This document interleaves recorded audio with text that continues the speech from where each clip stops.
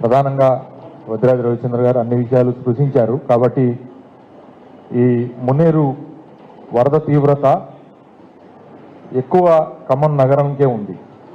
ఖమ్మం నగరానికి ఇటువైపు అటువైపు రెండు వైపులా కూడా ఖమ్మం నియోజకవర్గంలో కానివ్వండి, లేకపోతే పాలేరు నియోజకవర్గానికి కానీ సంబంధించి అనేక హ్యాబిటేషన్స్ ఇనండేషన్లు ఉన్నాయి. ఇప్పటికి కూడా చాలామంది అందులో ఇబ్బంది పడుతూ ఉన్నారు. దీంట్లో మనం చూసుకుంటే ఫ్లాష్ ఫ్లడ్ మున్నేరుకి ఎప్పుడు వస్తుంది.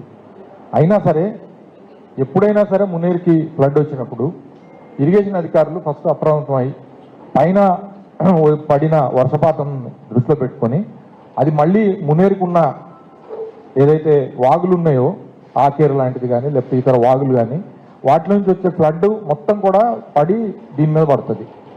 సో అవన్నీ కూడా మున్నేరులోకి వచ్చినప్పుడు ఎంత డిశ్చార్జ్ వస్తుంది అనేది అంచనా వాళ్ళకి ముందే ఉంటుంది, 24 గంటల ముందే ఉంటుంది. దానికి తోడు మహబాద్ జిల్లా మనకి మెయిన్గా మున్నేరుకి వచ్చే క్యాచ్మెంట్ మహబాద్ జిల్లాలో విపరీతమైన వర్షం 22-23 సెంటీమీటర్ల వర్షం పడింది. తర్వాత పైన మళ్ళీ ఆంధ్రాలో దీనికి పైనుంచి వచ్చే వాటర్ ఏదైతే ఉందో అక్కడి నుంచి కూడా ఎక్కువ వర్షపాతం అక్కడ కూడా విపరీతంగా ఉంది. ఇంత వర్షపాతం ఉండి యాక్చువల్గా మరి ఐఎండీ అధికారులు వాతావరణ శాఖ వారం రోజుల ముందే హెవీ రైన్స్ 30-31 తారీఖులు ఉన్నాయని చెప్పినప్పుడు కనీసం ఇక్కడ ఉన్న అధికారులు ఎవరైతే ఉన్నారో వాళ్ళు అటు ఇరిగేషన్ అధికారులు కానీ, రెవెన్యూ అధికారులు కానీ, మున్సిపల్ అధికారులు కానీ సమన్వయం చేసుకోకపోవడం, తర్వాత ప్రజల్ని కాషన్ చేయడంలో పూర్తిగా విఫలమయ్యారు. ఒకవేళ కనుక ప్రజలకు కనుక చెప్పి ఇంత తీవ్రంగా వరద వస్తుంది అని అంటే జనరల్గా మున్నేరు పరివాహక ప్రాంతంలో ఉన్న ప్రజలందరికీ కూడా మున్నేరు వరద కొత్త కాదు, కానీ అది స్లోగా వచ్చి స్లోగా తీస్తుంది. కానీ ఇంత ఫ్లాష్ ఫ్లడ్ లాగా వచ్చి దాన్ని వాళ్ళు అంచనా వేయక ప్రజల్ని హెచ్చరించకపోవటం వల్ల ఎట్లా ఉన్నదంటే ప్రజలకి కనీసం ఒక అధికారి వచ్చి కనీసం మైక్లో కూడా చెప్పలే.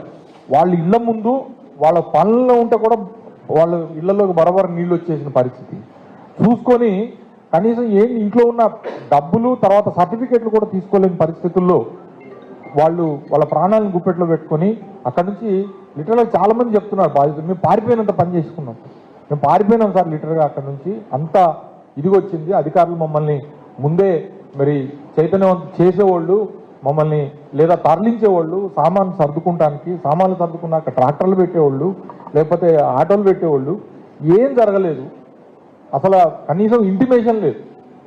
దాంతో ఏమైపోయిందంటే ప్రజలు ఎక్కడెక్కడ వదిలేసి ప్రాణాలని అరిచేతులు పెట్టుకొని మరి సురక్షిత ప్రాంతాలకి మరి వాళ్ళకే తరలిపోయినారు.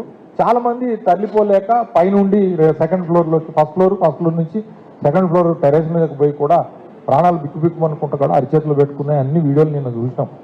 మేము అడిగేది ఏంటంటే ఇరిగేషన్, రెవెన్యూ అధికారులు, మున్సిపల్ అధికారులు, పోలీస్ అధికారులు 4 డిపార్ట్మెంట్లు సమన్వయం చేసుకోవాల్సింది కదా ఫ్లడ్ సిచ్యువేషను. ఇదేం ప్రతి 12 నెలలు వచ్చేది కాదు, వచ్చే 3 నెలలు 2 నెలలు, అందులో మనకు ఫ్లడ్ ఎప్పుడు వస్తుంది మనకు తెలుసు. సో పైన వస్తున్న వర్షపాతం అంత పెద్ద ఎత్తున ఉన్నప్పుడు మున్నేరు పరివాహక ప్రాంతంలో ప్రజల్ని హెచ్చరించడంలో ఈ అధికారులు కానీ ప్రభుత్వం కానీ ఘోర వైఫల్యం చెందింది.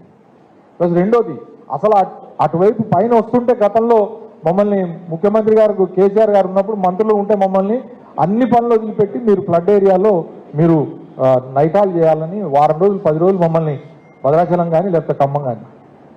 ప్లస్ రెండోది హెలికాప్టర్ ఎప్పుడైనా సరే అట్లాంటి రెయిన్ఫాల్ ఉన్నదని ప్రెడిక్ట్ చేసినప్పుడు ముందే ఎన్డీఆర్ఎఫ్ వాళ్ళకి చెప్పుకునేవాళ్ళు, తర్వాత ఎప్పుడు అవసరం ఉన్నా లేకపోయినా హెలికాప్టర్ కొత్తగూడెంలోనో అక్కడో ఇక్కడ తెచ్చి పెట్టుకునేవాళ్ళు. సో మనకు తెలుసు మన ఖమ్మం జిల్లాలో మనకు అటు గోదావరి ఇటు మున్నేరు రెండు కూడా ప్రతి సంవత్సరం కూడా ఇబ్బంది పెడుతున్నాయి. ఇది కంటిన్యూస్గా 3rd ఇయర్ ఇది. అయినా కూడా ఇంత మరి నిర్లక్ష్యంగా అధికారులు ప్రజల్ని మరి ఇంత గోస పెట్టడం అనేది అయితే కరెక్ట్ కాదు. ఇవాళ ప్రజల దగ్గర పోతే ప్రజలు చెప్పేది ఒకటే, మొత్తం తడిచిపోయినాయా మా ఏం లేవు, సరుకులు తడిచిపోయినాయి, పరుపులు తడిచిపోయినాయి, ఆఖరికి నువ్వు పోయిన సంవత్సరం ఇచ్చిన పరుపులు కూడా తడిచిపోయినాయి. ఇగోయా నువ్వు ఇచ్చిన పరుపులు పోయిన సంవత్సరం కొత్తగా ఇచ్చినావు, అన్ని తడిచిపోయినాయి, ఫ్రిడ్జులు పోయినాయి, టీవీలు పోయినాయి, ల్యాప్టాప్లు పోయినాయి, పిల్లలవి సర్టిఫికెట్లు పోయినాయి, మంచాలు లేవు, ఏం లేవు, అన్నీ ఉప్పు పప్పు మొత్తం తడిచిపోయింది. చిన్న దుకాణాల వాళ్ళు చూపించారు, చిన్న చీరలు వ్యాపారం చేసుకునే ఒక ఆమె అయితే భర్త లేడు, 3 ఆడపిల్లలు, అందులో ఒక మూగామంట 5 లక్షలు పెట్టి నిన్నగాక మొన్ననే కిరాణా కొట్టు పెట్టుకున్నది, అన్ని తడిచిపోయింది. ఇవాళ వాళ్ళందరికీ మరి ఆసరా కల్పించాల్సిన బాధ్యత ప్రభుత్వం మీద ఉంది, ఆదుకోవాల్సిన బాధ్యత ప్రభుత్వం మీద ఉంది. వాళ్ళందరూ అడిగేది ఒకటే, అయ్యా మీరు మీ మీ ప్రభుత్వం ఉన్నప్పుడు, కేసీఆర్ గారు ఉన్నప్పుడు ప్రాణం విలువ ఎంతనో ఆస్తి విలువ కూడా అంతేలాగా మా ఆస్తులు కూడా కాపాడు. కానీ ఇవాళ వాళ్ళ ఇంట్లో ఏం మిగల. ఇక్కడ పైన మెయిన్గా 3 టౌన్లో ఉన్న 7-8 డివిజన్లో బొక్కలగడ్డ, సారథి నగర్, జూబ్లీపుర, తర్వాత వెంకటేశ్వర నగర్, పద్మావతి నగర్, ప్రకాష్ నగర్, అక్కడి నుంచి దంసలాపురం దాకా మొత్తం అట్లనే కొత్తగా మనం ఇక్కడ ఇటువైపు కూడా చూసినాం. మన చైతన్య నగరు, కవిరాజ్ నగర్ ఇవి కూడా మునిగింది. కానీ బాగా తీవ్రమైన ఆస్తి నష్టం కలిగిన ప్రాంతాలు ఏవైతే ఉన్నాయో అక్కడ ప్రజలకు స్వాంతన కల్పించాల్సిన అవసరం ఉంది. ముందు అక్కడ అసలు అధికారులు వస్తలేరు, అసలు పోయి వెళ్ళి ముందు పవర్ రెజ్యూమ్ చేయండి. డ్రింకింగ్ వాటర్ లేదు, మంచినీళ్ళు తాగడానికి లేవు. ఇవాళ ఒక ట్యాంకర్, వీధికో ట్యాంకర్ పెట్టచ్చు. మేము పోయినసారి ఫ్లడ్ వచ్చినప్పుడు ఇట్లా ఫ్లడ్ తీస్తుంటేనే రోడ్లు కడిగి మొత్తం శుభ్రం చేసి అద్దంలా తయారు చేసి బ్లీచింగ్ వాళ్ళ ఇళ్లలోకి వెళ్ళే లోపల మళ్ళీ పరిశుభ్రత ఇచ్చినాం. ఇవాళ ఏమైందంటే వాళ్ళ ఇంట్లో ఎంత చెత్త ఉన్నదో బయట అంత చెత్త ఉన్నది. అది ఇది కలిపి తీయాలని అంటే మున్సిపాలిటీ ఎంత తీవ్రంగా పనిచేయాల్సిన అవసరం ఉంది.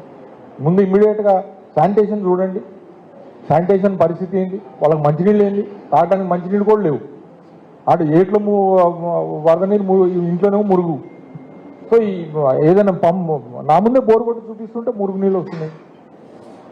కాబట్టి రిలీఫ్ మెజర్స్ అనేవి మాత్రం ఘోరంగా ఉన్నది. రిలీఫ్ మెజరే లేదు అసలుకి. సో రిలీఫ్ మెజర్స్ కూడా ఇమ్మీడియట్గా అధికారులు స్పందించి తీసుకోవాల్సిన బాధ్యత ఉంది. అటు మున్సిపాలిటీ తీసుకోవాలా, రెవెన్యూ వాళ్ళు తీసుకోవాలా, ప్లస్ ప్రజల ప్రాణాలు వాళ్ళ ప్రాణాలు కాపాడుకునే పరిస్థితి తప్పితే ప్రభుత్వం అయితే ప్రజల ప్రాణాలు కాపాడే పరిస్థితి కనపడలేదు నిన్నంతా మీరు మనమే చూసినాం, మన కళ్ళతో మనం చూసినాం. సో కాబట్టి అలాంటి విషయాల్లో విపత్తులు వచ్చినప్పుడు మనం ఇంకా ప్రభుత్వం జాగ్రత్తగా ఉండాల్సిన అవసరం ఉంది, నాయకులు జాగ్రత్తగా ఉండాల్సిన అవసరం ఉంది.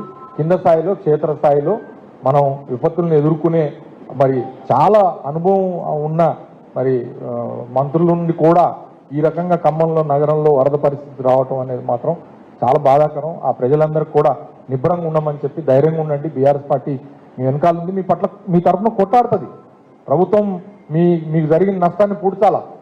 ఇందాక రవిచంద్ర గారు చెప్పినట్టు మేము బీఆర్ఎస్ పార్టీ నుంచి డిమాండ్ చేస్తున్నాం, ప్రతి ఇంట్లో కూడా జరిగిన నష్టం, ఆస్తి నష్టం ఏదైతే ఉన్నదో అది వస్తువులు పోయిన దానికి 2 లక్షల రూపాయలు ప్రతి ఇంటికి కూడా ఇన్యూమిరేట్ చేసి ఇవ్వాలా.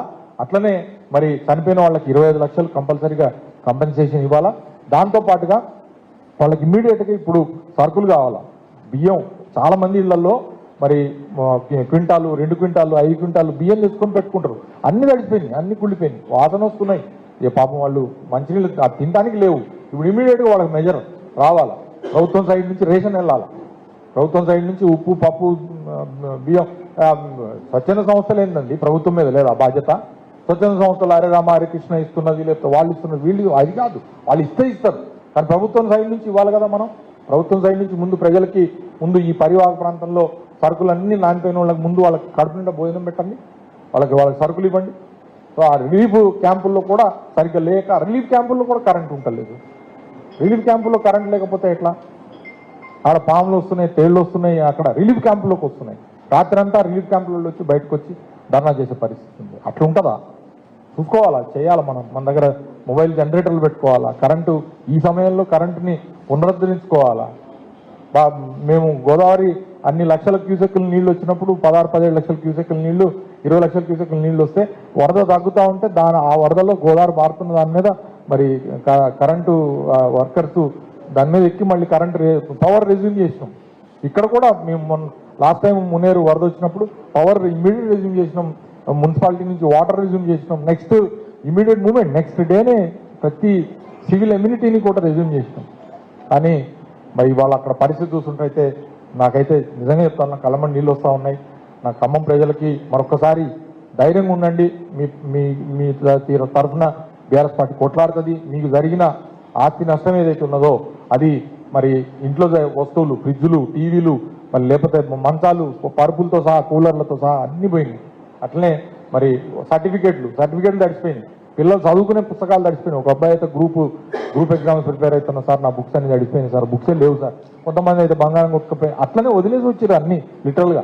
పిల్లల్ని ఎత్తుకొని పెద్దోళ్ళు అయితే ముసలోళ్ళు అయితే వాళ్ళని ఎత్తుకొని సురక్షిత ప్రాంతానికి పోవడం జరిగింది తప్పితే ఇంట్లో ఉన్న వాల్యుబుల్స్ని కూడా వాళ్ళు తీసుకురాలేకపోయింది. ఒక ఆయన అయితే నేను పోతే ఇంత పెద్ద టీవీని తీసుకుపోయి రోడ్డు మీద నేను బగలగొడతా, నాకు ఇంత అన్యాయం అది అని చెప్పి నష్టం జరిగింది.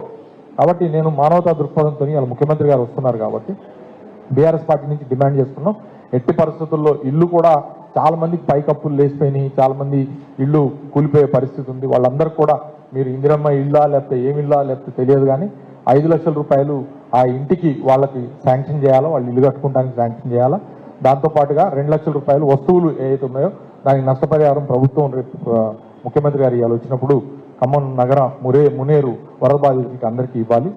ఇమ్మీడియట్ రిలీఫ్ కింద వాళ్ళందరికీ కూడా సరుకులు ప్లస్ డ్రింకింగ్ వాటర్ ప్రొవైడ్ చేసి శానిటేషన్ ఇవ్వాలి. అసలే విష జ్వరాలు, డెంగ్యూ, మన చికున్ గున్యా, మలేరియాలు ఇవన్నీ ఉన్నాయి, ఇంకా టైఫాయిడ్ కూడా ఉన్నాయి.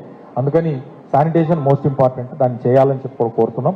దాంతోపాటుగా మీ శ్రేణులందరికీ కూడా మేము చెప్తాను, మీకు న్యాయం జరిగేదాకా బీఆర్ఎస్ పార్టీ తరఫున ప్రజల పట్ల కొట్లాడటానికి మేమందరం కూడా సిద్ధంగా ఉన్నాం. మీరు ధైర్యం కోల్పోవద్దని మా ఖమ్మం ప్రజలందరూ కూడా నేను వినమ్రంగా విన్నవించుకుంటూ మళ్ళీ ఒకసారి ఈ ప్రభుత్వం మరి తక్షణం స్పందించి మునేరు వరద బాధితులను ఆదుకోవాలని చెప్పి డిమాండ్ చేస్తూ ఇప్పుడు రాకేష్ రెడ్డి గారు ఒక్కళ్ళే మాట్లాడతారు, వారిని మాట్లాడవలసిందిగా కోరుతాం.